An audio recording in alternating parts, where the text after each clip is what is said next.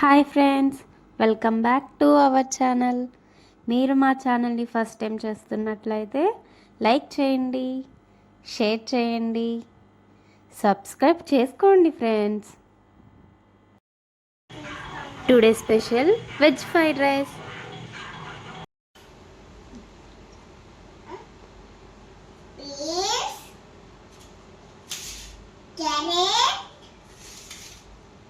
పచ్చిమిర్చి, క్యాబేజీ, కరివేపాకు, oats.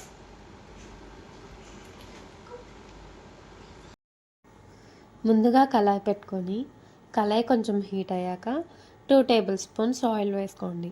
Oil లైట్గా హీట్ అయ్యాక దాంట్లో జీరా వేయండి. జీరా చిటమటమన్నాక ముందుగా కట్ చేసి పెట్టుకున్న వెజ్జీస్ అన్నీ వేసేయండి. వెజ్జీస్ వేసిన తర్వాత ఒక 5 మినిట్స్ అలాగే వదిలేసి దాని తర్వాత కలపండి. అవి లైట్గా ఆయిల్లో ఫ్రై అవ్వాలి.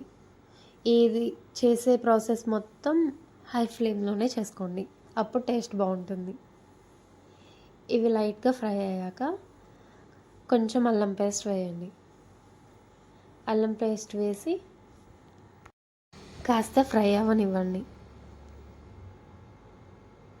అల్లం పేస్ట్ వేసిన తర్వాత పచ్చివాసన అంతా పోయేదాకా ఫ్రై అవ్వనివ్వాలి. అప్పుడు మనం ముందుగా కుక్ చేసి పెట్టుకున్న రైస్ని యాడ్ చేసేయండి. రైస్ యాడ్ చేశాక ఒక్కసారి అంతా కలిసేలా కలపండి.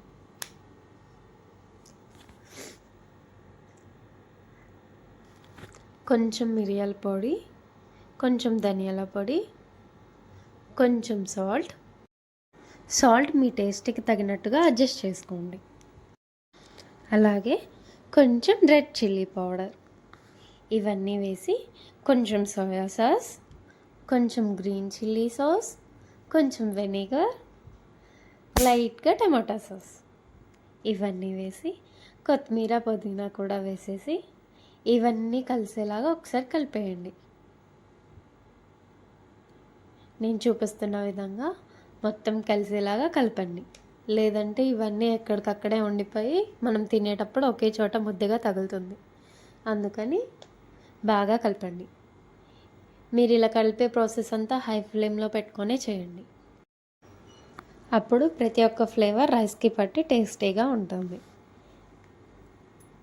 మసాలాలన్నీ వేసి కలిపేశాక ఒక 10 మినిట్స్ అలాగే హీట్ చేయండి.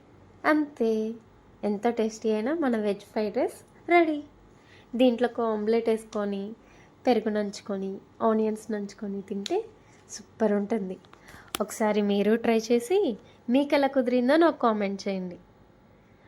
ఇది తిని మా పాప రియాక్షన్ చూడండి.